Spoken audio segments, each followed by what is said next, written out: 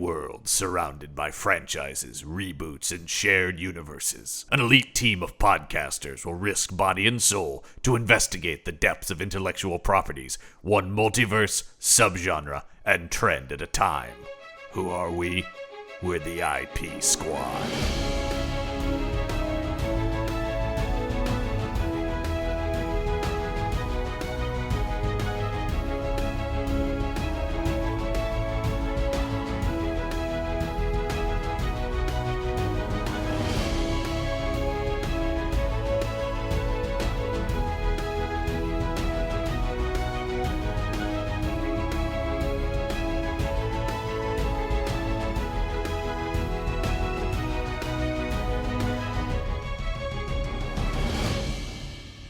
Welcome back to the IP Squad and our ongoing investigation into films based on Sherlock Holmes. I'm John Campbell. Of course, my partners for this investigation, it's the Jones Boys. We've got Brendan Jones. Hello. And Robin Jones. Hey, John. Can I just stop it for just a second? I mean, guys. We're like 30 seconds in. Robin's like, can I just stop the show, though? I don't like to do this at all. Longtime viewers and listeners will know that this is not something I enjoy doing at all. No, certainly Jesus God, John. That conversation that we had a couple of days ago about using this as a backdoor pilot to a new Patreon exclusive show. Longtime viewers will know that's what I mostly do. Yeah. Patreon exclusive show entitled John Lasseter? ? An entire podcast dedicated to whether or not he should be canceled, whether or not maybe he could bring something back to Pixar. I want to say that John's a maverick on this because I don't think anybody else was crying out to do it. Oh yeah, and yeah. John, I'm so glad that you've really put this on me. I'm really here. It has moved me. It has engaged me, and you know how progressive I am. And I'm thinking, you know what? Campbell's got a point. I'm more still pushing for my new podcast of Backward and Forward, which is just the Sophie Ward podcast. Oh my God! If ever there was one to launch, I can't believe you got, because it's crazy that this can serve as so many backdoor pilots. Because I was gonna say this is my backdoor pilot for There's Something About Barry, the celebration of the films of Barry Levinson. I'll save this for later. I know that when we get to highs and lows, yes, you've got a couple, no doubt, already selected, but I do want to read a little from a Letterboxd review. Oh yeah. I pull from IMDb, so go ahead. That one, because it's from a guy who worked on the movie. And okay. He was one of the effects guys, and he's fairly tough on the movie, but he has interesting behind the scenes stuff to say. Okay. So I want to throw that in. But anyway, John, what movie are we talking about? We're 18 minutes into the podcast. We're talking about 1985's young Sherlock Holmes. Oh, and which begs the question. Dewy-eyed and it begs the question. John Lasseter as young Sherlock Holmes. Incredible. Yeah. I didn't see the Lasseter run coming. This begs the question: what if Sherlock Holmes but young? Yeah. This was what inspired Baby Geniuses. Is that this essentially this is a what if younger infant with a little deer stalker on, waddling through the Sherlock babies. London. Brendan Jones, are Sherlock you now babies live in front of our longtime viewers and listeners that no viewers? Bob Clark wanted to make young Sherlock Holmes. Yes, Spielberg snatched that away from him. Yeah, and so he thought, okay. But his only creative input was, let's ditch the diapers, man. Let's age him up a little bit. How about he's a lanky teen? Okay. Yeah, I mentioned this on last week's episode that this was a big one for me as a kid. Obviously, I grew up, obsessing over the Amblin movies, and this is so Amblin, but also it's so superhero origin story. Watching it again is just like, oh man, this was just hitting me. Kid me, this was just made. I already had an interest in mystery stuff. I'm sure Brendan can cite, how much of a boy's own adventure the Holmes novels and stories already are, and this is just grounding it in that by transposing the ages. This is what I'll say is very, in other words, one of the things that the review I'll bring up mentions is like, this is at the end fan fiction, and it is. This is fan fiction, but it states I've never had obviously a problem with fan fiction as long as it's well done. A lot of the stuff we've done this season has been fan fiction of a sort. Yeah, he's solid. He's not a great screenwriter, but he's pretty good though. He's always been very competent and solid, and he does this fairly well. Only, as you mentioned, Amblin, it's very much 80s. This is what they expect. So there's a pulpy side which has nothing to do with the adventures of Sherlock Holmes, but is very much like Indiana Jones. Very much so. And it's, you sit there going like, oh, that was, if it were a different era, we would not have an Egyptian cult and try to do this kind of fantastical, and then there's a flying bicycle and all, and it's like, okay. Because that does take it away from Doyle. However, is it a rollicking good time with teenage versions of Holmes and Watson? Yes. Are there lots of wink, wink, winks like, oh, this is where this comes from? Oh, that's the whole purpose of the movie, is this is where this comes from. And but well done. I very enjoy well done. It. I did not enjoy this as much now. I haven't seen it in years. I still really enjoyed it. But like when I was a kid, similar to you, John, I thought this was just the best thing ever. Oh yeah, and now I watch it and go, well done, guys. Well done. I mean, that's it's cute. I definitely. I mean, it this is one of those movies, and a lot of these movies that the people involved in this, once again, the Amblin movies, Chris Columbus in particular, wrote a lot of, the run of this, Goonies, Gremlins, the run of the Spielberg produced Columbus written movies, and then I was of the perfect age for Home Alone, obviously, which continued with the Chris Columbus stuff. So but these were these movies that felt they were about kids, but they didn't feel like kids movies. They didn't feel like they were talking down to the audience. They felt like about that Boys Adventure, to your point, Robin. The about 80s were a golden age for kids films that had stakes. Yes. And I do credit Spielberg with that, where it was like, here's the thing. It's got both for, that's genius, is here's the kids part, here's the adults part. And the adults part does scare the kids in the movies, but they conquer it, and it will probably scare some of the kids in the audience, because it's not wrong for kids to feel a little bit of fear or excitement and that kind of thing. And also when the kids are the hero that do win the day, though this one does have a tragic death that you're like, well, that further adds to what I like it. Once again, the stakes of it. It is a real. I mean, that was Columbus's whole goal. There's a quote I have from him about that where he talks about. He wanted to explain why Holmes had a difficult problem with women. And it's because his heart was broken. Well, it's not even just women. And here's what he said. Columbus said, the thing that was most important to me was why Holmes became so cold and calculating, why he was alone for the rest of his life. That's why he's so emotional in the film as a youngster. He was ruled by emotion. He fell in love with the love of his life. And as a result of what happens in the film, he becomes the person he was later. So it is just like, once again, he is looking at it as that origin. He's origin backwards, whatever you call it. Retconning?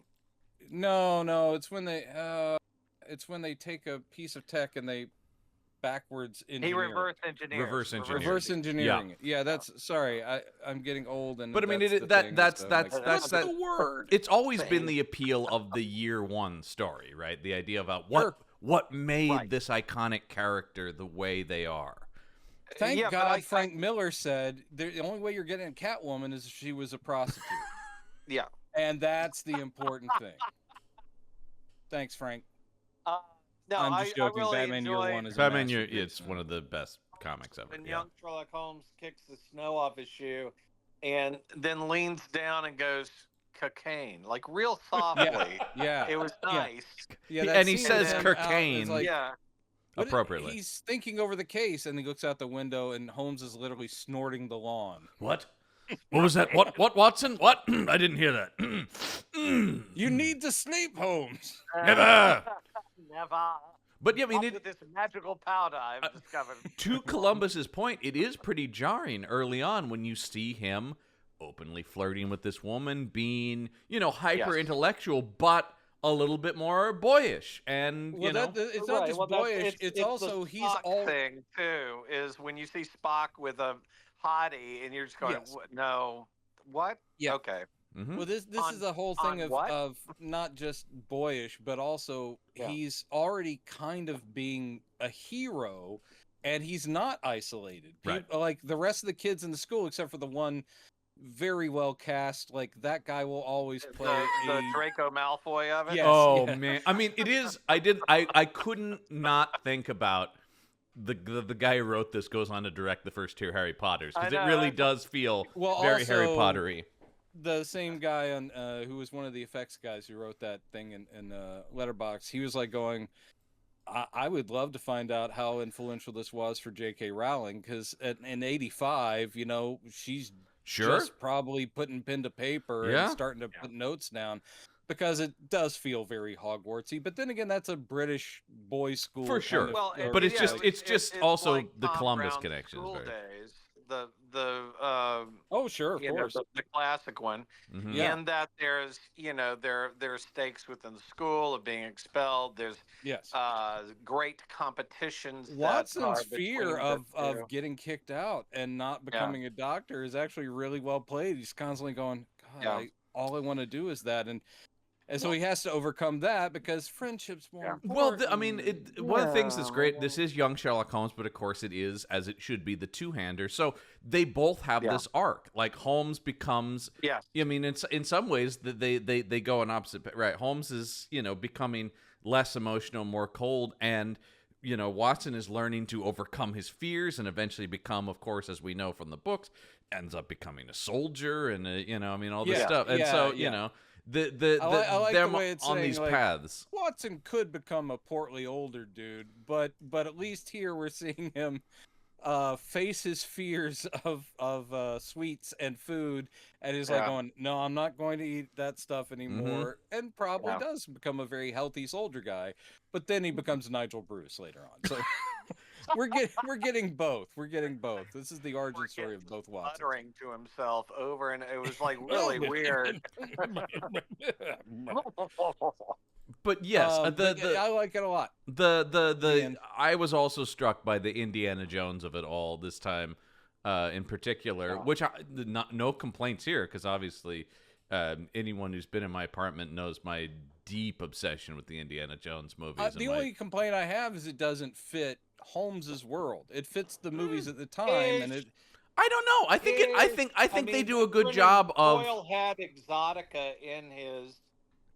Like a couple of the stories, he wasn't up against the quote-unquote yellow peril or anything. He's not a no. But Adventure of the Speckled Band, the guy learns about that stuff. Yes. From his time in India. Yeah. That whole thing. It makes a certain amount of sense, and I promise it doesn't Spielberg took a look at the first draft and said, "It can't be India. I just did this." Yeah, I just did India. Now it's Egypt. Well. Pick somebody else. To that point here, as I have some background on the movie, that was a big thing that Spielberg in particular was like, this needs to fit the time period. This needs to and had Holmesian scholars, experts on Victorian London come in and pour over the script to be like, is this some level of legitimate? Well, so that was of some actual historical stuff, and that's good. I will say the money was spent in making it looks great. This is a big old studio picture. Pimp on the budget, so this is not you get one on lot Victorian England street. Let's do what we can with it. This is wide open, and it feels and plus the snow and so it's like the snowy London setting is setting it around Christmas. I love a snow movie. This was the Muppets Christmas Carol. Yeah. Yeah. It's stuff like the restaurant the guy goes into at the very beginning, all in the curio shop later, all of it's like, wow, yeah. It's some of the stuff we were talking about that some of the other movies that we've enjoyed them, like A Murder by Decree, you can kind of see where the budget is being. Here, you're just like, oh, this is a Spielberg produced thing.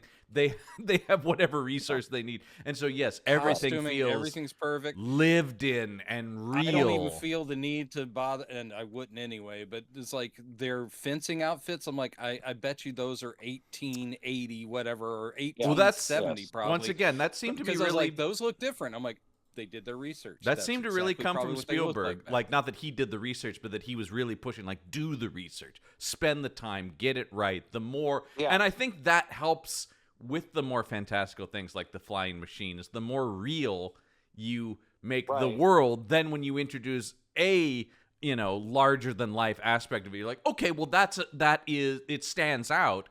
This is a real world plus. It's the same thing with like Indiana Jones. I never take this as, because it is fan fiction, and I'd rather go to the source material of like, oh, they met as adults. But as far as this fun little what if, it's a great what if. If there had been a second one, I'm of two minds. Like, could it have been great? Maybe. I would have loved 5 of these. I would have loved 5 of these. I know, John, but here's my own, because I really love this movie a lot. I loved it even watching it again. Yeah. Mm-hmm. The only thing that really stands out for me is that, are we supposed to believe that this guy who spent years plotting his revenge, yes, based in emotion, yes, would also be the coldly calculating mathematics genius? Man, they never have his character mention math once. And I was like, come on, guys. It could have been like, well, he's our fencing guy, but also our math professor. I'm like, just give us the math. And this guy keeps teaching logic and leaving your emotions out of things. And he is operating consistently on emotion the whole time. And but he has applied cold logic to getting his revenge. Well, so I think he's great. I think the performance is fantastic.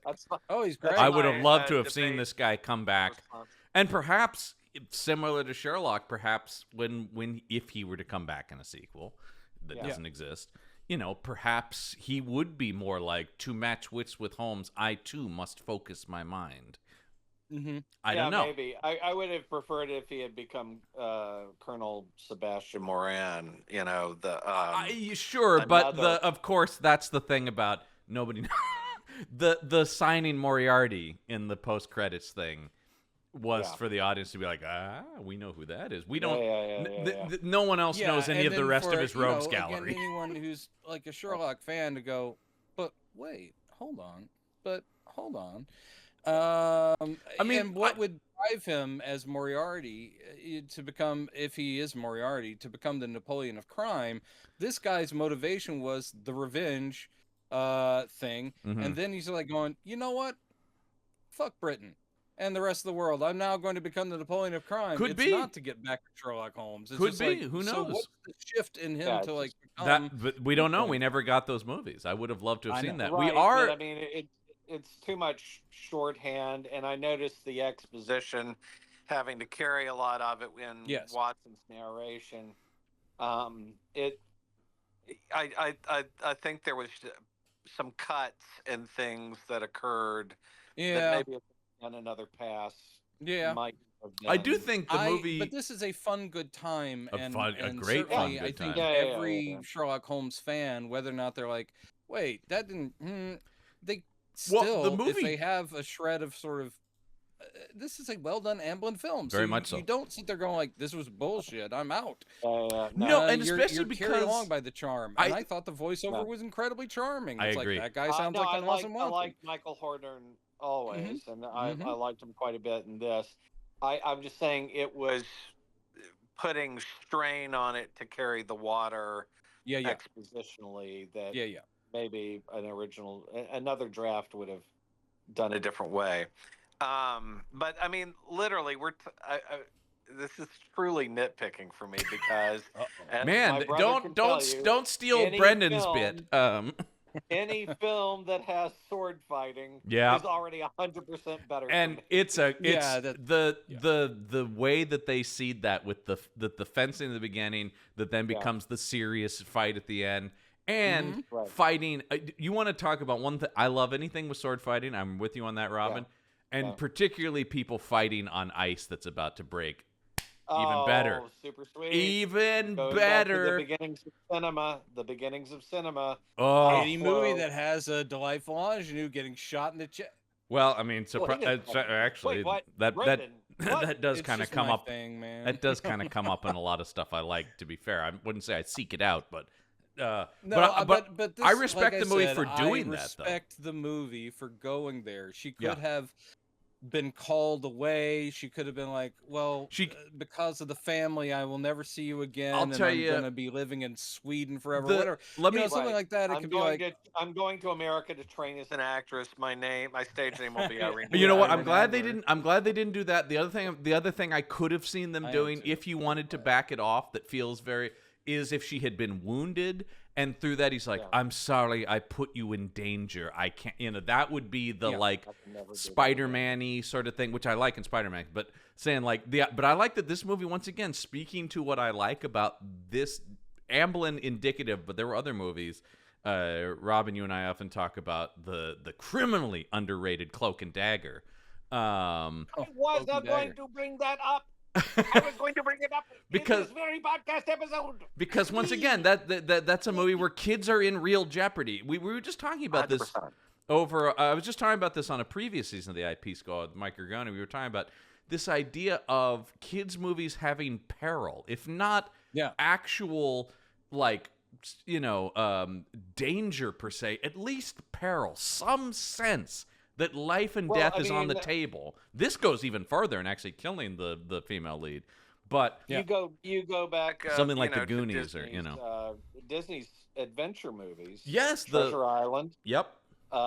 Brendan might recall my beloved The Mystery of Dracula's Castle, which I oh my god, and love that thing. 1970s TV movie. Clue Gulager and Mills Watson. Oh man, they're not going to let those kids go. No, they're not. They're going to have to. Man, Gulager doesn't get enough talk. I love a Gulager. Oh man, are we going into a quick jaunt into Robin's name dropping corner? Oh, here's the thing. There's no quick. Yeah, because when I lived in Los Angeles and worked at the New Art, Gulager and his family and. Let's face it, cult, guys. Not an acting class, a cult. Mm-hmm. So wait, his family, including his son, who ended up winning the first season of Green... No, he won the third season. Greenlight? Project Greenlight. He won the third season. Second season. Yeah, third season when they did the genre movies was third season. Yeah. First was the coming of age. Second was Shia LaBeouf, and the third one was this. That which was my favorite, of course, because it was the one where they made a monster movie with Wes Craven. Yeah, yeah, it was really good. Yeah. But anyway, Clue Gulager and his quote unquote family would come by, and friends. Yeah. Quote unquote students would come by. A lot of quotes. Films, and then that crazy Clue Gulager would stand outside because they'd always come to the late show. Would stand outside, and he would opine. He would soliloquy about the art. What the art was in the film. I love people who are delightfully insane.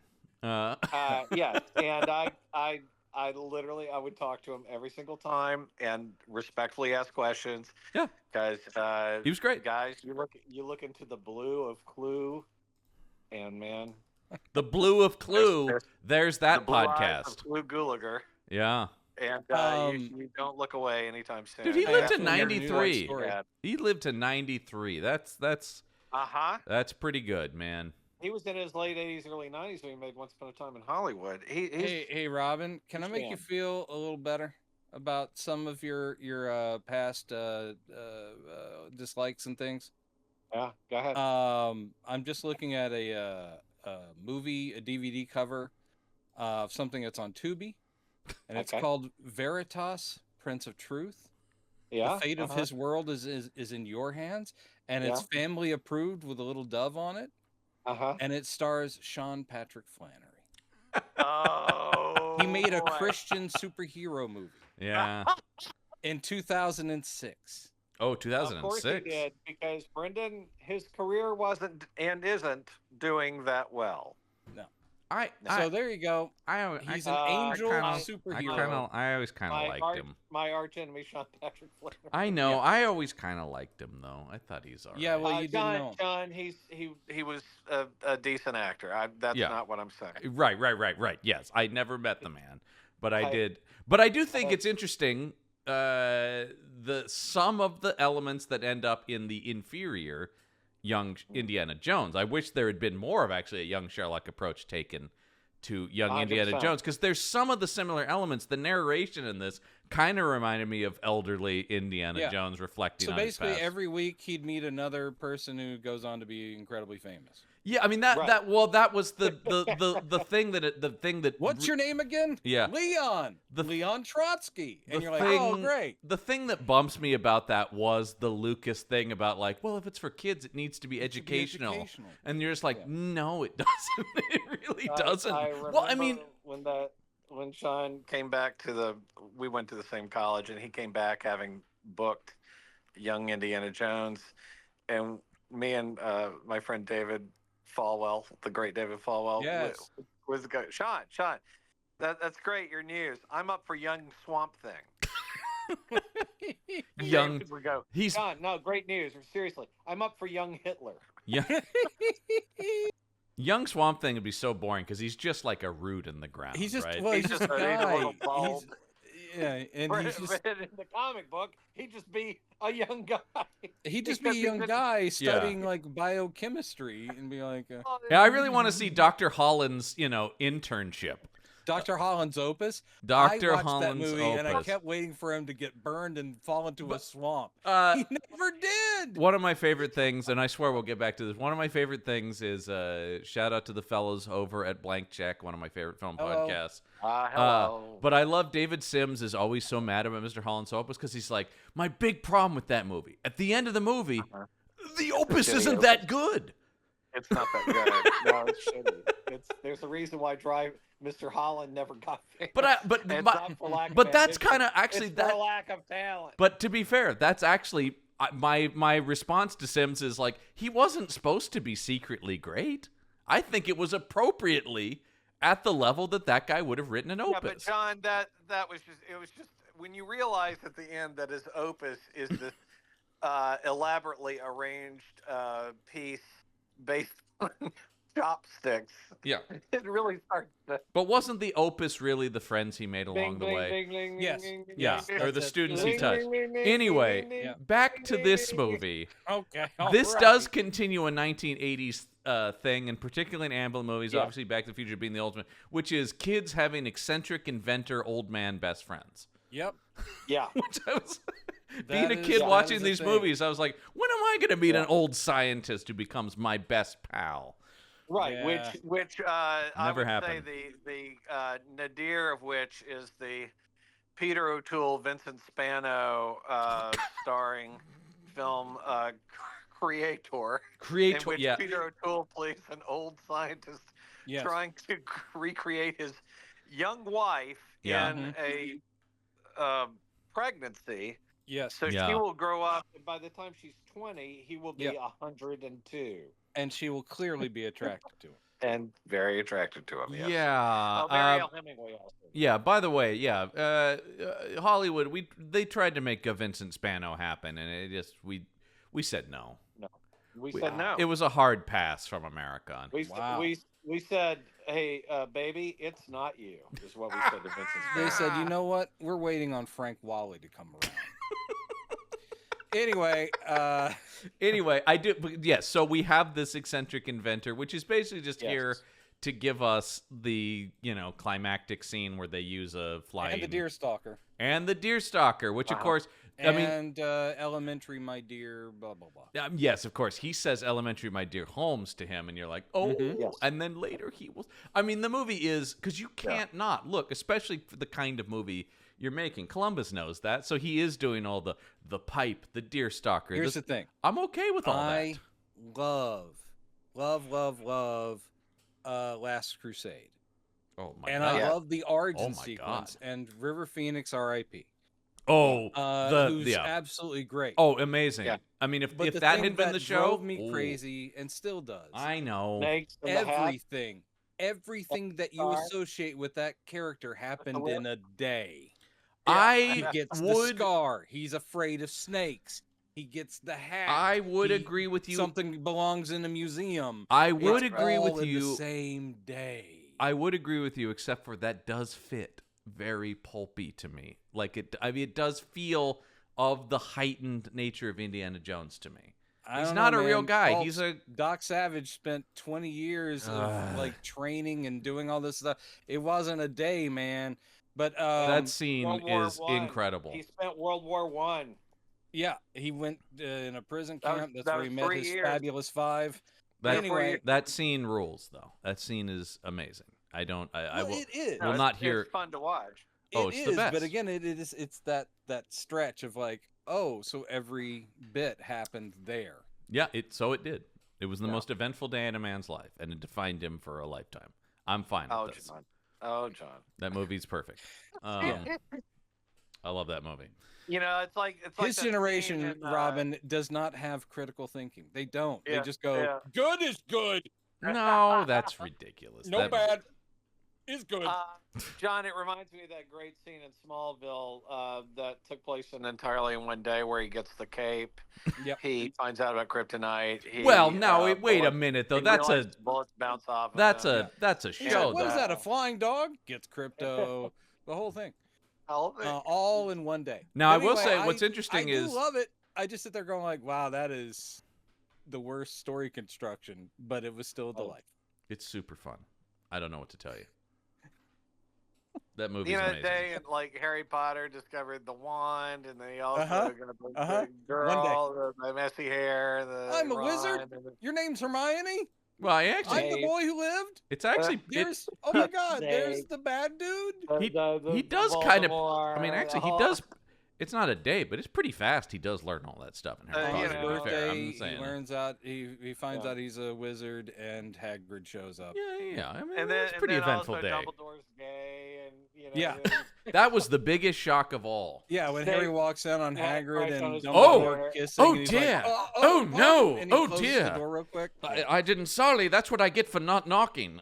We are not talking. No, about we're not talking about young Sherlock Holmes. Young Sherlock Holmes. Let's talk about. We haven't really talked about the cast. We talked a little bit about this beforehand, so I want to make sure we talk about how great I think Nicholas Rowe. I think both Nicholas Rowe, Alan Cobb. I think both of them, and the beautiful Sophie Ward. But I think obviously Sophie Ward's great too. But I think the two playing these iconic characters do an amazing job because.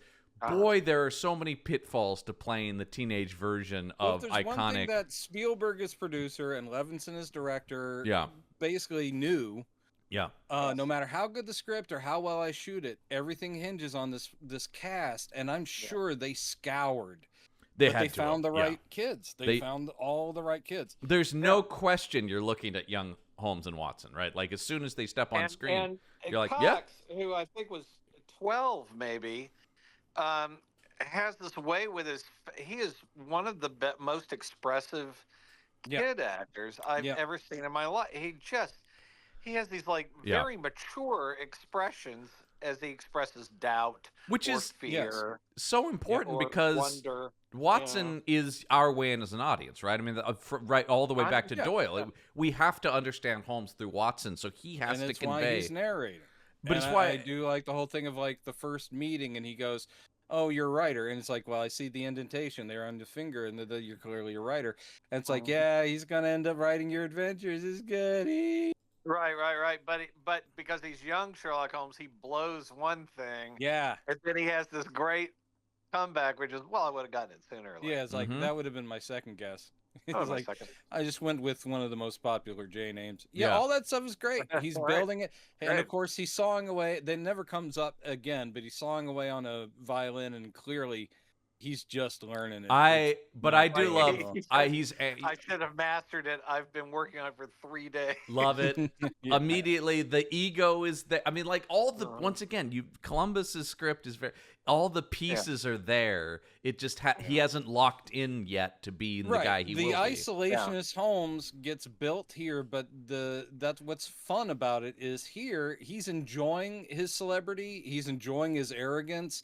And he has people backing him up and cheering him on. It's like, oh, Holmes is going to solve the mystery, and everyone's already. In other words, I love that. All the kids following him around. Yet at this point, he's totally a boy of privilege. And totally just he feeds off of it. And yes, he has a beautiful young girlfriend who I did look up. She was like 21 when she made this movie, so she would have been the oldest out of all these kids. Yeah, because what? Let's see. Well, let's see. She was actually holding, Watson's hand when they crossed the street. Probably, it's like, now stay with me. So Roe was 19, Cox was 14, and Sophie Ward. I think she was like 21. Yeah, and she was like 20, 21 when they shot it. Yeah, Cox's official babysitter throughout the entire show. Yeah, that's exactly it. But I mean, Roe was 19. So I mean, have you learned your lines? She was only like a year or two older than Roe. So I mean, and they read as she's gorgeous, but they've dressed her right, and the hair is very youthful. I like the fact that 1985 hair on Holmes doesn't throw you, because it's like, this is a young dude, and back then I'm sure there were a few like eccentric or brilliant kids who did have floppy big hair and all that. I'm like, it's how I view Holmes, even if that didn't fit in the time. That is very much how he's often drawn, with sort of wild hair. And decades later when Moffat and Gaddis make Sherlock, that's what Cumberbatch looks like. Yes. Yeah. I can talk all about my pal Ibrahim Mustafa, who makes custom action figures. Talked about having to build that. He took a Doctor Strange figure and then sculpted that hair and shaped it into what it was. Go check out his Instagram, you can see his Holmes and Watson figures that are excellent. He is brilliant. He's an 3D immensely and 2D artist. Yes. An immensely talented. He's one of those annoying guys who can just be like, I tried this out, and he is a guy who could learn the violin in 3 days. He's like one of those guys. Probably. Like, God damn it. Yeah. I just picked it up, figured it out. Anyway. I'm the proud owner of 2 of his former action figures that I bought at a convention when he was selling. Oh wow! Which one, Brennan? A really big Hulk that I had missed out on and got it cheap, and a Superman. What Superman was it? Well, they can't see what you're pointing at. Oh yeah. What Superman was it? Was it just a classic Superman? Oh, he actually fell over. He fell over. God. He's behind the Tiny Toons one, or the Toon version. Anyway, he's I think Our World's at War Superman. Okay, Gotcha. Nerd talk about action. Well, I will say, and I will appreciate. You can go. I'll just, since I mentioned him, shout out to his YouTube. Go check out his YouTube channel, because he does, behind the scenes videos of how he makes all of his figures, which are pretty interesting. And also buy his graphic novels. Check out all of his comic books, Count, and God, now I'm blanking on the other ones. Sin, CYN.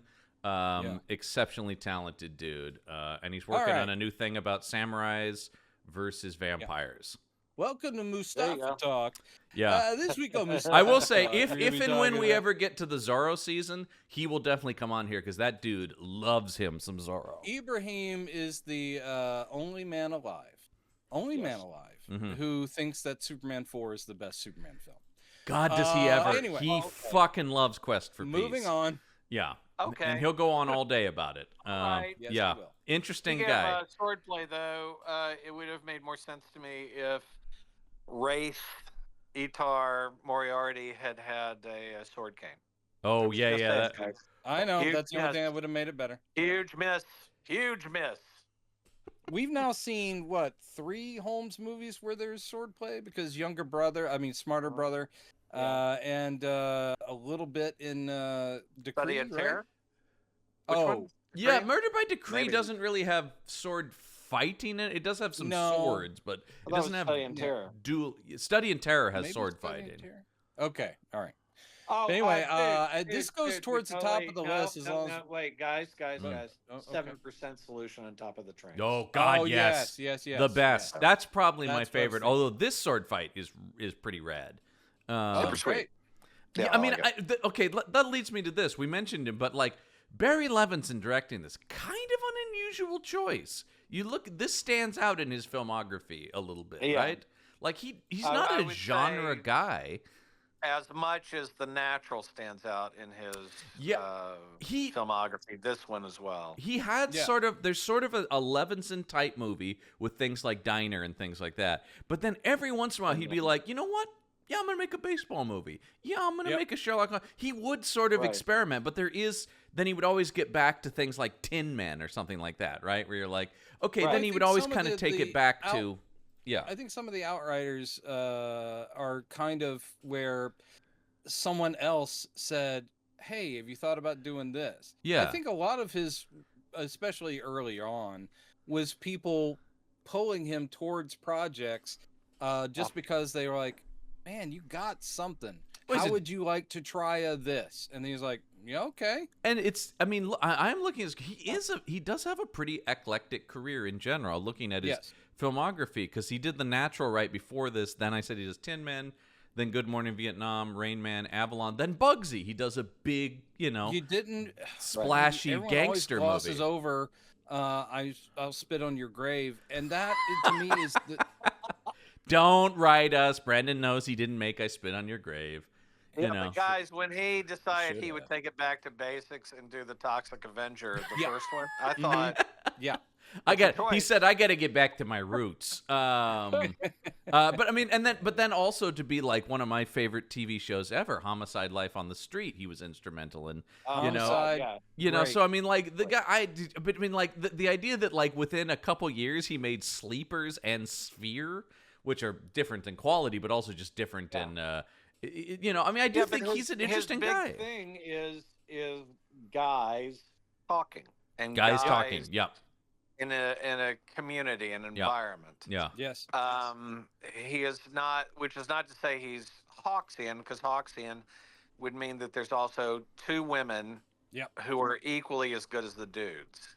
Yes. I mean, the whole point of Diner kind of is guys who don't understand how to talk to women, right? Like, have really struggled. And Tin Men is the same way. Yeah.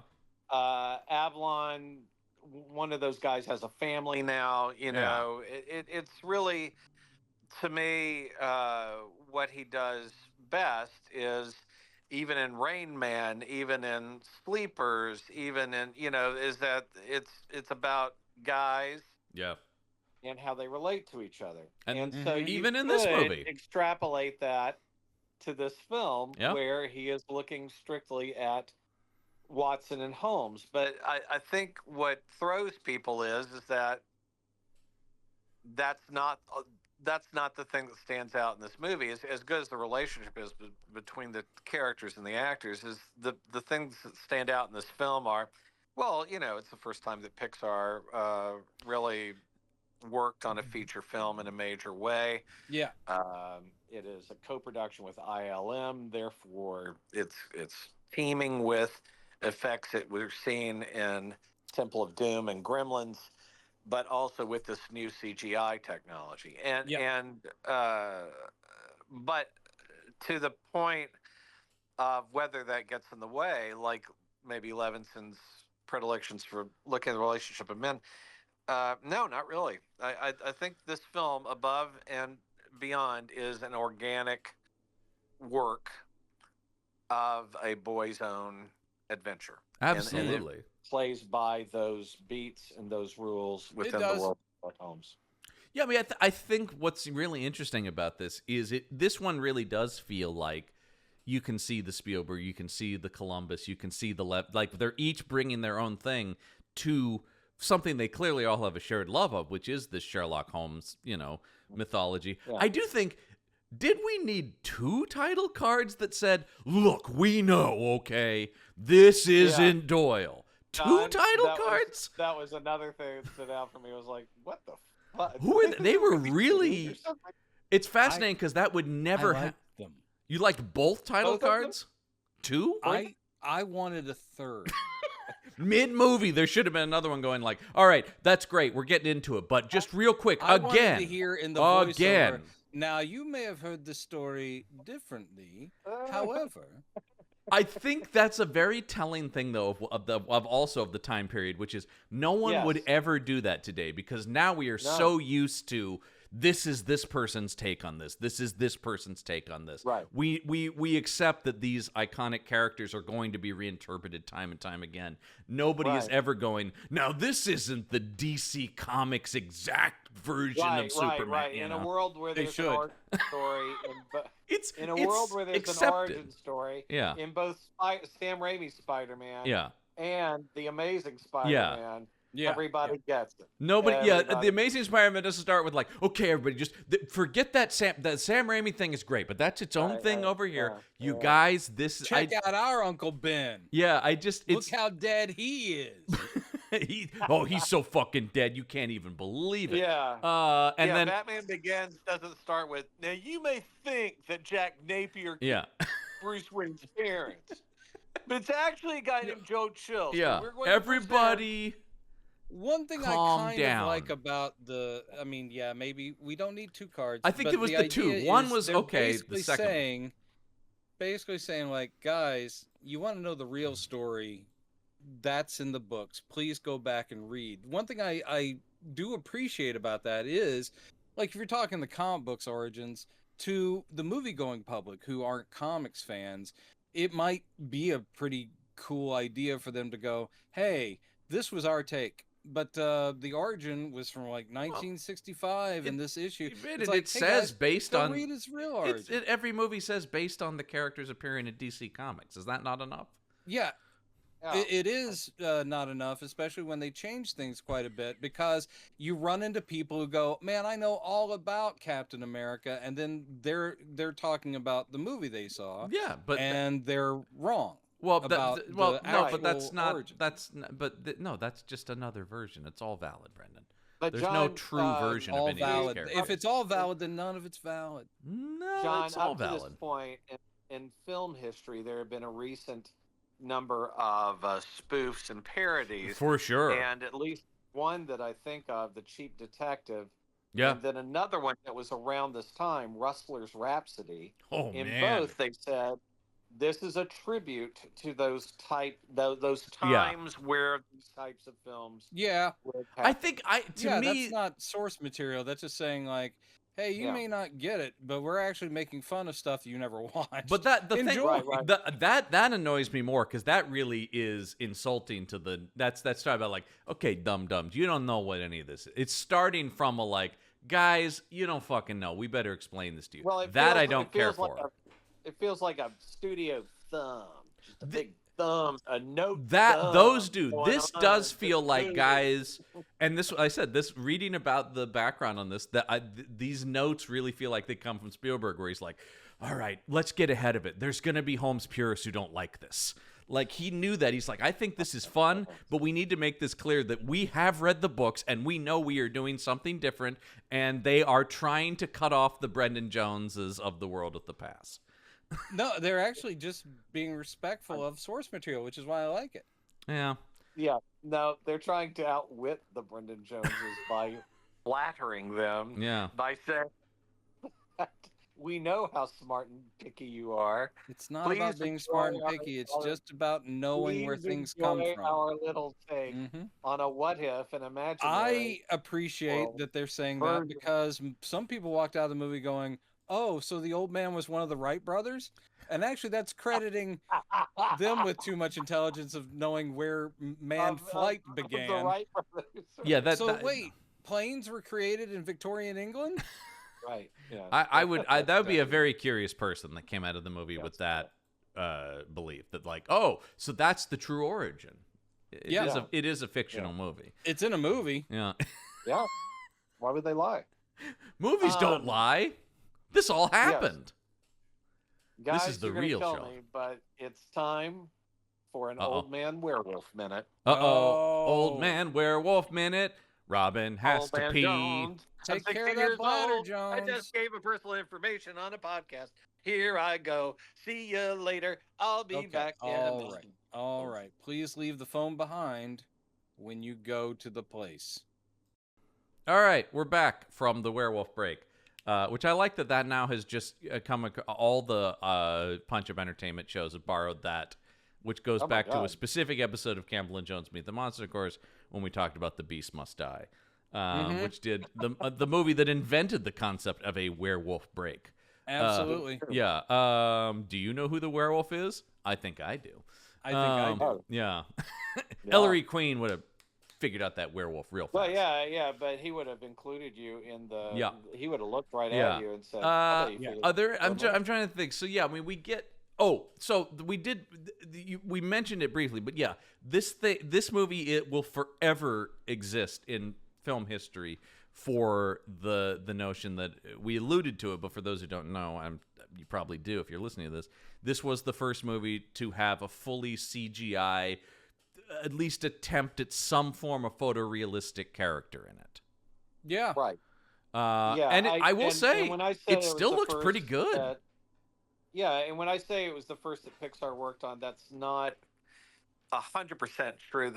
The first animation that Pixar ever did for a movie was actually one of the founders of Pixar had done a model of a hand for the movie Future World in the late 70s. Right. Yeah, the movie everyone remembers. Future World. Guys, if you like Westworld, you're going to tolerate Future World. That's I sure did. Westworld is great, and then you're like, oh, there's a sequel? You're like, well, kind of. Yeah. Is it necessary to what? No. No, in fact, I would say maybe don't. Yeah. It's okay. Yeah, it's all right. You like the comedy stylings of Peter Fonda and Blythe Danner? Okay. That classic comedy duo. It's Burns and Allen. It's Fonda and Danner. But anyway, back to this. Yes, the Pixar computer system specifically and the team around it did do the stained glass night, which I think one of the things that has made this age really well is it's already this weird obfuscation of a flat thing coming to life. And I got to say, talk about the Indiana Jones of it. That's a perfect example of this movie with the hallucinogenic thorns that allow this movie to have its cake and eat it too. We can do all this supernatural imagery, but not really, which is fun. The way it works, and why I think, like you're saying, why it was perfect for this is it's not a photorealistic thing they're trying to create. They're trying to create a barely three-dimensional plane thing, but it does have movement and has separate parts, and they do nail it very well. It looks really cool. The look of a stained glass window knight hopping off the window and then coming at you with a flat sword. When the camera goes around it, and you do see that see the face from the other side. Yeah, and then you see that it still has kind of just the width of glass. So you're like, oh, so it's like a flat surface, but a 3D. It's very the color cool with the painted blood on the blade, and how it's on the thickness of the width of the pane of glass. Look, I know everybody talks about that their era of filmmaking is the best, but I do think there is something about one of the reasons I come back to these 80s genre movies so much is you're seeing the beginning of CGI, but mixed in with puppetry and stop motion. There's something cool about these movies where they were using all the techniques in one movie, and I would love to see more of that, and I think we are seeing more of that. It seems like there are more filmmakers who are saying, "Can we do some blend?" I think. What I think this would be good for is me giving you the guy's comment who was. Yes. Okay. Yes. Yeah. Let's get to that since we're talking about the effects. Not longish compared to some of the ones you brought up, but I found this really interesting. Yeah. This gentleman's name is Craig Good on Letterboxd, and he gave this film 2 stars, which I think is too low. Oh, 100% agree. But he says, full disclosure, I worked on this movie. It was my first feature film credit. In fact, all of us at the old Lucasfilm Computer Graphics Division learned a ton, mostly from blah, blah, blah, and ILM did a fantastic job with the food puppets, stop motion harpies, and all that. I could tell stories, he says. And then he goes, I remember coming out of the crew screening feeling, well, that it wasn't quite the movie we'd hoped. I wasn't alone in this. He was talking about his supervisor, Dennis Murin. Dennis's last lesson to us, delivered there in the lobby of the cinema in Corte Madera. Corto Maltese, did you say? No. No, Corto Maltese, Star of the Conqueror, was that it's possible to get so close to a movie while making it that it makes perfect sense to you, but the audience just shrugs. He goes, you can bet that those words rang in all of our ears a decade later while we were working on Toy Story. And he goes, anyway, to the film at hand. What a mess. This genre, or mix of them, was not Barry Levinson's strong suit, and Chris Columbus delivered a stilted screenplay full of outlandish coincidence. Wow. One that completely banked on the audience already knowing all about Sherlock Holmes. It wasn't a story, it was fan service. So on that level, it had all the shortcomings of a prequel.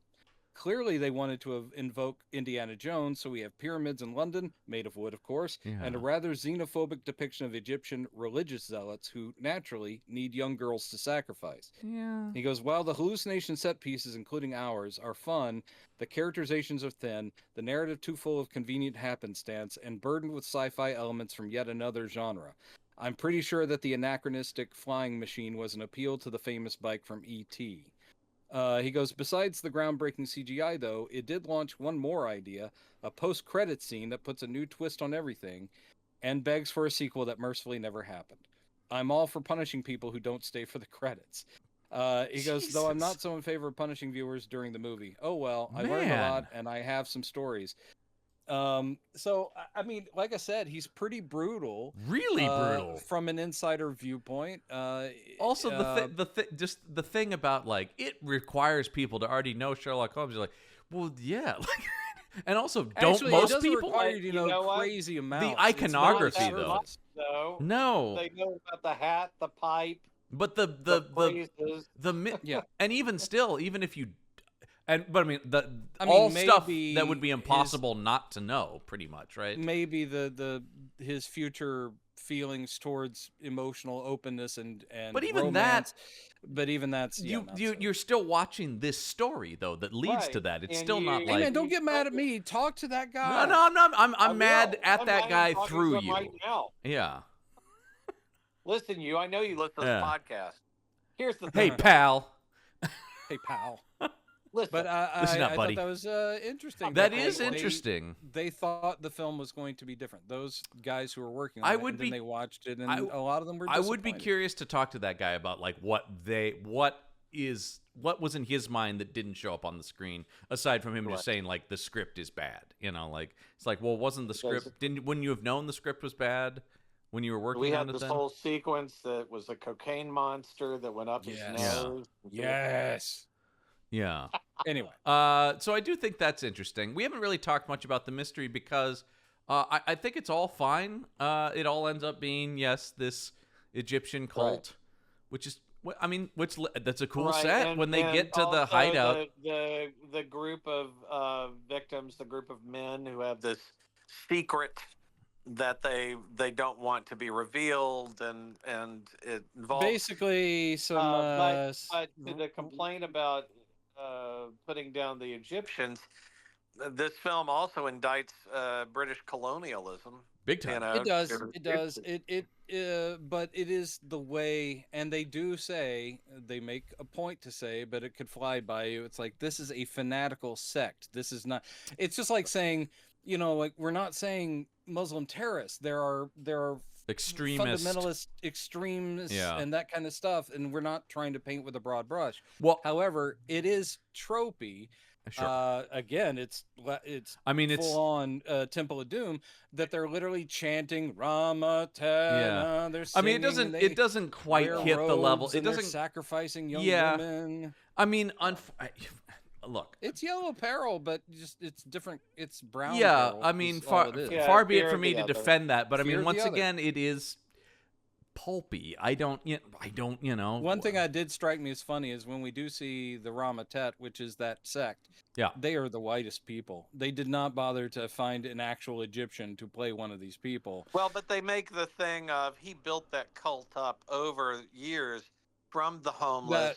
Yes, that's right. I mean, I think that is the idea, is that in some ways these guys are kind of also cultural appropriating to a certain extent, right? I mean, that they are... Sure. Except for you do have, apparently Moriarty is at least half Egyptian, is what we've learned from this movie. I mean, I'm not going to... Look, it was the 80s. Nothing, a lot of these movies don't age super well. This one doesn't slap me in the face as much as... I'm not... No. That's in the movie. It's a thing, and it's, once again, I don't know enough about it to... But, yeah, I'm sure it's...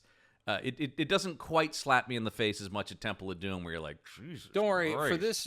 for this little podcast, at the end I'll do a PSA, the more you know thing. It's like, would you like to know more about Egyptian cults? Well, Brendan, there are plenty of books in your library. Look, we had a lot of fun tonight, but we had a lot of fun tonight. But here's the thing. Brendan, but wouldn't you then get the email from the fans who maybe had seen your Tesla Cities show the week before, and now they've listened to the week before? Like, that was like 2 years ago. By the time this is coming out, we record these in advance. Well, I mean, at least my out there is. Well, no. Here's the thing: is I didn't write those scripts. Since I found them, I'm totally clean. I know. I'm in the clear. I know. We're just repopularizing them, Robin. So it's the not. The more you know, the more you know. Yeah. Anyway, now NBC's going to sue us. Right. Word about racism. I think that whatever nitpicks we have brought up, and all of us have brought up little things, but we love the movie because it's so fun. You really get it's an hour 40. It's super well paced.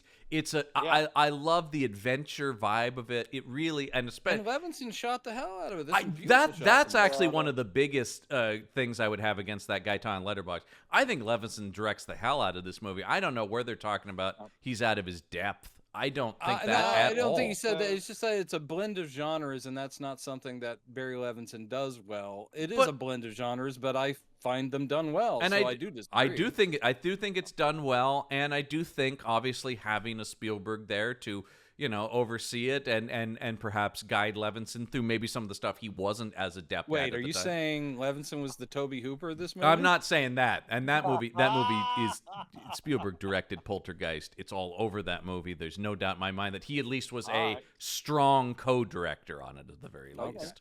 And I also love Poltergeist. That movie's great. It's a romp. It's got the adventure, but feel, pacing, score. I love it. Yeah. By the way, the score is great too. I have really enjoyed the score. I think it's I think it's a good movie. This is a real Saturday matinee good time kind of movie. In the vein of it's not to the level of an Indiana Jones movie, but in that vein of like this is just what a fun time at the cinema. It is. To really underline this point you've already made before, the casting is impeccable. Yeah. The work with the young across actors the board is incredible. They're amazing. Yep. The Nicholas Rowe went on to, I think I mentioned this off mic, but all of these actors still work. Yeah. Oh yeah. And Nicholas Rowe has had a career playing dudes in suits. Yep. Or dudes who play Sherlock Holmes. Yes. And Alan Cox is not only a great character actor, but also a good voice actor. Very good voice actor. And I will say he did, looking at his IMDb, Alan Cox played Moriarty in a BBC radio home series that I now want to check out. Wow. So when you're in the Holmes verse, it's like being one of the Trek actors. I think a little bit. I think a little bit because I can show up and we'll talk about that Rowe cameo with you, whatever. When we get to Mr. Holmes, the Ian McKellen movie, we'll talk about that Rowe cameo. But I will say one of my biggest things about why I wish there were 5 of these, honestly, is not only just because I like this movie, but I would love to have seen Rowe and Cox continue to play these characters as they age. That would have been really fun. I would like to see all 3 of them team up again in something. It wouldn't even have to be Holmes related. No, absolutely. It's like, the gang's back together. I will say, speaking of that, I don't know if you guys have been following this, but right now, as we're speaking, they are filming a new young Sherlock Holmes series for Amazon. Guy Ritchie is directing and Ritchie. executive producing an 8-episode young Sherlock Holmes series. Will there be more bare knuckle boxing? It's not. That's the thing I'm it's looking not. for. It's not set in his universe. He's adapting a novel series about the young adventures of Sherlock Holmes. This Holmes will be a little bit older. This is college age Holmes, apparently. I'll be curious. Okay. Yeah. I'll be if me. It's anything like the Sherlock Holmes films and my beloved The Man from U.N.C.L.E., I'm sure it'll be fine. Look, I mean, I'm a big fan of Ritchie, so I will watch pretty much anything the guy does. Okay. We should mention this movie was real quick. Got a couple other things to wrap up here. I know you're hungry. The tummy's rumbling. This did get one Academy Award nomination for Best Visual Effects, which it lost to Cocoon, and I kind of disagree with that, Joyce. I think this should have beat Cocoon. Cocoon had all those shiny lights. I know, Brian Dennehy pulls down his eye and light came out of it, but I'm just saying, like, I think in retrospect, that's one of those where you're like, yeah, but we're still talking about the stuff that's in young Sherlock Holmes, so, you know. Nobody's talking about Cocoon that much. No, I mean, and Cocoon's like, fine. Robin, have you not listened to Cocoon Cast, my other podcast? Let's just talk about Hume Cronin, folks. Brendan, I go character by character. Each episode is just me going deep on each one of the characters. Brendan, you know I'm a long time Cacaster. And that is the fan group that loves the Cocoon podcast. Yeah. The Cacasters. But we don't have the numbers. Yeah. I know. I'm too jealous to ever bring it up.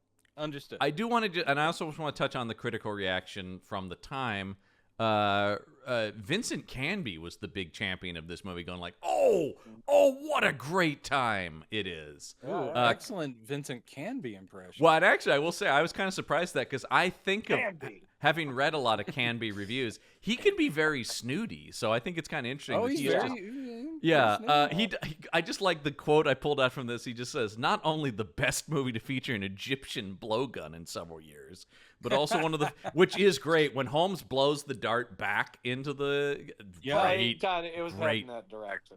Yeah, it was great. And actually, I like that Spielberg just steals that and puts it in Kingdom of the Crystal Skull. He just has Indy do the exact same thing, and it was still cool in that movie too. Cool. Roger Ebert gave it 3 stars and said, "The elaborate special effects seem a little out of place in a Holmes movie, although I'm willing to forgive them because they are so fun." Siskel, not as big a fan of it, saying that he felt the villain didn't meet the intellectual level to challenge a Sherlock Holmes. An interesting debate. And Pauline Kael said the movie isn't nearly as fun as it thinks it is. Ooh, snap. She was the real, didn't care for it. All right, so those were the critical. Let's look at some randos on the internet. Randos. The amazing Rando. All right. Here we go. This comes to us from. Hold on. Okay. This comes to us from Laser Whiz. That's this guy means business. Laser Whiz. Does he take a shorter werewolf minute? Yeah, he does. Yeah. Anyway, okay, here we go. This it's titled "A Very Good Speculation of What Could Have Happened" is the title of the review. Sure. I have thought of Young Sherlock Holmes as being a very good and fun movie. I even like it a bit better than The Goonies. The special effects are actually. Those are maybe not fighting words. There are some people who would say those are fighting words because there are people who live for I mean, I love The Goonies. I think The Goonies is great, but I think The Goonies you have to have the patience for the way you have to have the patience for 1941, where you're I think that's true. It's wackier. Screaming for. It's wackier. This I probably leaned towards this one as a kid, even as much as I love The Goonies. Anyway, the special effects are actually not bad, and the Glass Man sequence is actually one of the film's best sequences, and is still excellent by today's standards, considering that the film came from 1985. The Glassman sequence was created by Pixar. Hey, that's great. Yeah, I like Glass Man. Sherlock Holmes' new arch nemesis, Glassman. Anyway, equally good is the musical score by Bruce Broughton. and performed by the London Symphonia. Acting is nicely done. The plot, not too bad, and the direction, very good. Also great is how the film indicates that it is a speculation of what could have happened at the end, which helps to build interest in the original works written by Sir Arthur Conan Doyle. Brenda, did you write this? Are you Laser Whiz? Nope. One more thing, even though Spielberg Not executive... the first time he's been asked that. Yeah, are you a Laser Whiz by any chance? I'm going to start wearing a t-shirt that says, I'm not Laser Whiz. I like the way Just this... like Matt Murdock. The way this... Yeah, and I'm not Daredevil. One more thing, even though Spielberg executive produces more, he did not direct it. Barry Levinson directed it, so it's Mr. Levinson's film and not Spielberg. Same goes to Goonies. Richard Donner directed that film and not Steven Spielberg. 10 out of 10 stars. I will say, to that point, as a kid growing up in the Spielberg era, there was so much stuff where his name was gigantic over it, and he did not direct a lot of the movies that I probably as a kid were like, oh yeah, Spielberg's The Goonies, Spielberg's Gremlins, Spielberg, you know. Although maybe he did direct a lot of Poltergeist. No offense to the great Toby Hooper, who I love. Spielberg look that these guys would buy into when they were. I will say he was kind of an auteur producer. Like you do feel the Spielberg. Sure. He wasn't a guy who just casually produced things. It felt like. And I bet he's in the editing bay. All right. I bet he's in the they all do feel. No, I think, there's a thing there. And obviously he partnered with the guys like Zemeckis and stuff who had similar taste to him anyway, at least back then. Yeah, Jesus. And Dante for Gremlins. Yeah, 100% Dante. Yeah, absolutely. Those two are in sync. Someday I'll do my podcast, What Happened to Bob Zemeckis, but that'll come a different day. Jesus Christ, the fall from grace of that guy. One of my favorites. He's pushing the boundaries. I don't care if it's good. But I just go like, I can't believe they're still giving him money. It's amazing to me. Anyway. He's the one working on the Magnificent Ambersons AI. Of course he is. No, shut up. Of course he is. All right. Strap in. Because that gave you a short one for a reason, to save room for this one. Oh, my God. This comes to us from Satchman. Satchman? Yeah. Wait. Satchman. Glassman? No, Satchman. This is coming from the Glassman? This is coming from the Glassman himself. He's like, I don't care. I don't care for how I was represented in this film. Here it is. Titled, boy, not bearing the lead on this, Shoot Yourself Before You Think About Watching It. Oh my God. Wow. Drastic. Yeah, here we go. Surely there's another way. A bland rendering of a Sherlock Holmes story. Picture this. We are in Victorian London in a time where everyone was calling everyone else old chap and being told how dashed bally wonderful everything is. We begin by following the young Holmes on his way to a new school in London. Actually, it's Watson we're following, right, on his way there. Yes. There he meets the young Watson, apparently bent on entering medical school. I guess we know he never got there. What? Wait, what? I don't know. I don't. Okay, I'm gonna John. Before you go one word further. Yeah. I don't think he watched the movie. I'm just gonna. I don't think he knows what Sherlock Holmes. I will apologize for. All right, here we go. He may not have eyes. Addicted to cream cakes. He's addicted to cream cakes and totally devoid of any acting skills. The actor who plays him is reminiscent of Harry Potter. That is, if Daniel Radcliffe was fatter. Excuse the language, I'm merely reading what it says here. Wow. Mentally retarded and had the acting capabilities of a bag of flour. Wow. The plot. Well, I'm glad the woke cancel culture didn't get to Satchman. Yeah. The plot thickens along with Watson as we meet. He's really focused on that. Also, I will say, for as much as they talk about, he's not that fat. He's a little chunky. It's like fucking Nathan Lane and the producers. I'm not that fat. I did. Yeah, that is. I'm not that fat. I'm not that fat. So funny. Anyway, he goes on to talk about the plot a little bit. Anyway, let me just skip through some of this because he is just describing plot. Before long, we're led into a web of intrigue involving an ancient Egyptian cult that largely busies itself with doing unspeakable things to people and dressing up in silly clothing. At the heart of this mystery is the evil Aita, the leader of the... No, that's not the way they... Yeah. That's not what they call it. Ita. Ita. Yeah, there you go. Itar, because it's Wraith backwards. Yes. H-TAR, Itar, which is what the guy said. There you go. With a British accent.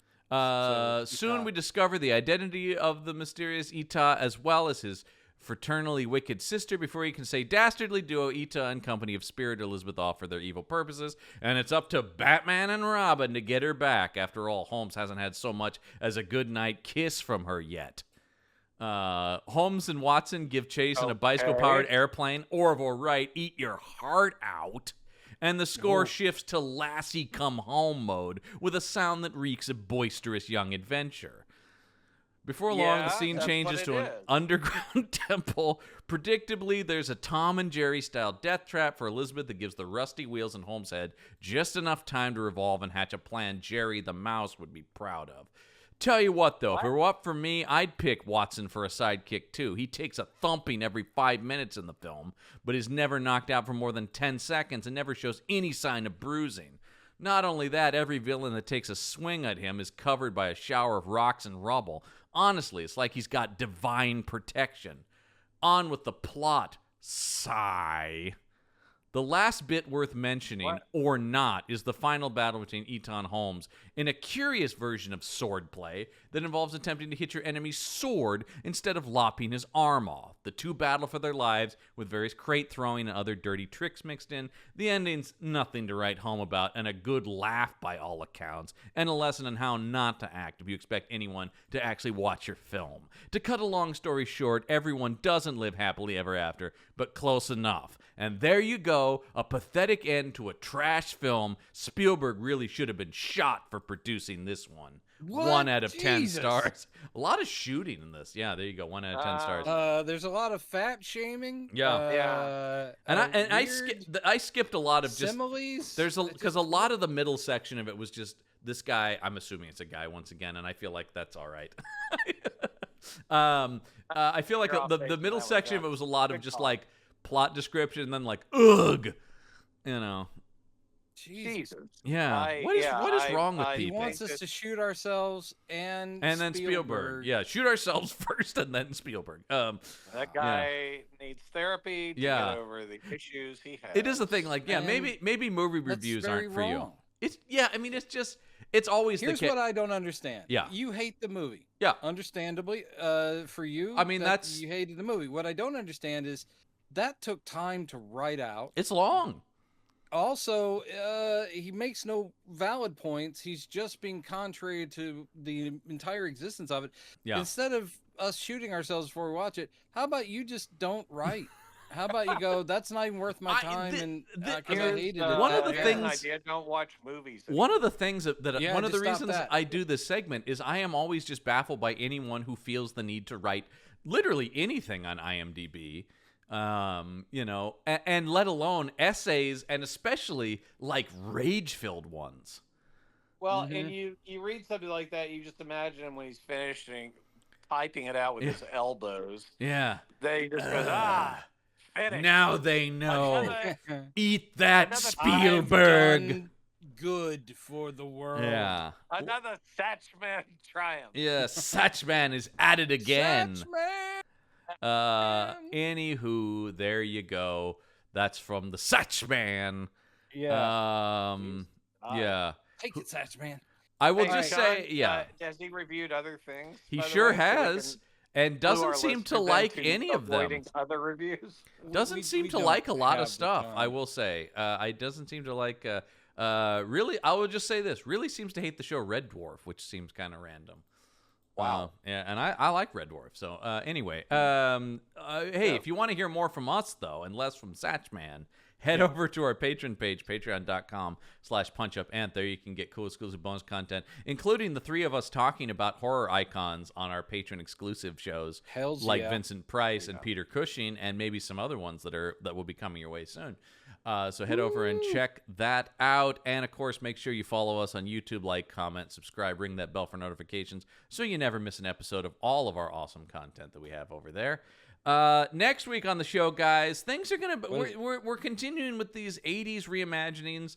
Okay, doing some John, different... Yes. I'm going to make a guess. Yes. I'm going to make a guess. Okay. Read it. Yeah. I'm going to say the next one that we're watching is about Sherlock Holmes. Oh, snap. Ooh. No, not exactly. Wait, what? Is it Without a Clue? No, it's about a little creature that lives in Sherlock Holmes' house. That's right. It's time to get a little animated, and we are watching The Great Mouse Detective. Basil is his name. Basil of Baker Street. Basil. Well. Yes, I like that one. I saw it in the theater. Love this movie. We're definitely entering, as we get into the late 80s stuff, we're definitely entering my childhood. And yes, of course, how could we not talk about a movie where Vincent Price voices the film's main antagonist as Ratigan? Ratigan. You know, John, I had a lot of fun with this one because he's a delightful character. He does get a mouse, even though he's a rat. You know, never call him that. It's one of the Disney movies with less songs. But you better believe there's a Price Patter song that is worth the price of admission. You better believe. I'll tell you another thing, John. They're two bangers, and guess they're who's both behind great. that? The redoubtable Henry Mancini. Yep. Huh? He's redoubtable. Yeah. This is one him once, you'll do it a second time. I love The Great Mouse. It's one of my favorites of the Disney animated. I haven't seen it since it was in the theater. I've never owned it. It is great. But I remember liking it. This was one of my favorites as a kid. So, yay for The Great Mouse Detective. I did think, and also, of course, features Basil Rathbone. At least in Archive, they do a very cool thing where they use Rathbone's voice as the voice of Holmes at one point, which is great. Very fun. Very, very fun. Yeah. There's some fun stuff. Anyway, it is adjacent to, but I feel like how could we not talk about The Great Mouse Detective? Well, I have a feeling it'll just be us going like, that was good. It's really good. Holmes. It's really that was great. Yeah, I mean it does and it doesn't, right? I mean it is. John, it is also a groundbreaking film in cinema history, just like Young Sherlock Holmes, in that there is the first use in a feature film of computer animation to service a section of the film during the clockwork sequence. Which is great. Yes. It has a legitimately great action climax. Anyway, we'll talk about all that next week on the show. But until then, the case file is closed.